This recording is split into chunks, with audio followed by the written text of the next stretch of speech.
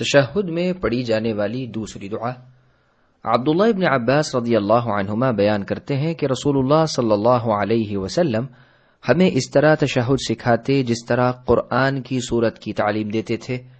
رسول اللہ تشہد میں یہ کلمات کہا کرتے تھے: التحیات المبارکات الصلوات الطیبات للہ، بابرکت زبانی، بدنی اور مالی عبادات صرف اور صرف اللہ ہی کے لیے ہیں۔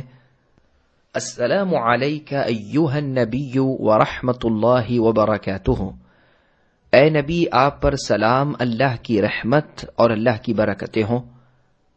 السلام علینا وعلی عباد اللہ الصالحین، ہم پر اللہ کے نیک بندوں پر سلام ہو۔